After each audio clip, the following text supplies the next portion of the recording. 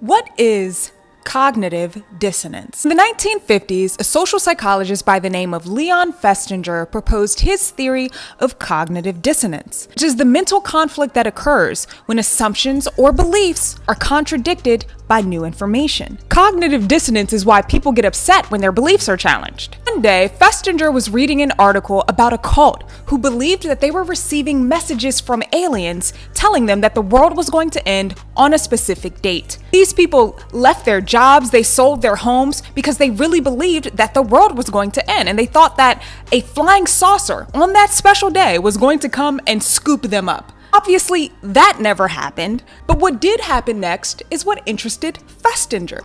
After the prophecy failed, after the world didn't end like it was supposed to, the cult members didn't realize that they had been brainwashed. They didn't accept the fact that they were wrong. Instead, they went out and actually tried to get more members. The cult got bigger after the prophecy failed. This proved Festinger's cognitive dissonance theory. The cult members experienced an uncomfortable mental conflict when their beliefs didn't match reality. So they tried to get social validation to ease the discomfort. It was easier for them to do this than it was for them to actually change their beliefs. Festinger believed that people need to maintain consistency between thoughts, feelings, and behaviors. If they're in a cult that's failing, they'll recruit more members in order to maintain their belief that everything is going according to plan. When beliefs don't match reality, it creates the uncomfortable sensation of cognitive dissonance. And people who are unwilling to change their beliefs will do whatever it takes to avoid that unpleasant reality. After all, sometimes reality can be a tough pill to swallow. It's like that scene in The Matrix. After Morpheus tells Neo the truth about the real world, Neo's gone his entire life thinking that he was in the real world. And here Morpheus is telling him that all of that was nothing more than a computer simulation.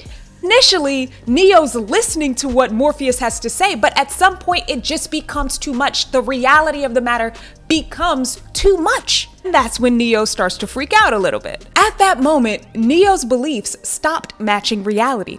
And it's no different from when you tell someone a truth that is too disorienting for them to bear. The key here is to be dedicated to truth. No matter how uncomfortable it might make you feel, no matter how unpleasant it is, it's the truth, and that has to be held in a higher regard. If you focus on the importance of truth, just like Neo, you will eventually come around and understand that you have to adjust your beliefs to reality instead of trying to adjust reality to fit your beliefs. We make unpleasant things go away by looking it in the eye, not by shutting our eyes. That's what we have to remember. Festinger dedicated his life to cognitive dissonance theory. He went on to co-write this book. This is the opening line. A man with that conviction is a hard man to change. Tell him you disagree, and he'll turn away. Show him facts or figures, and he'll question your sources. Appeal to logic, and he'll fail to see your point. I'm Felicia for the win. This was Cognitive Dissonance, and let me know in the comments what came to mind as you were watching this video. I'm curious to see what you'd say. Like and subscribe.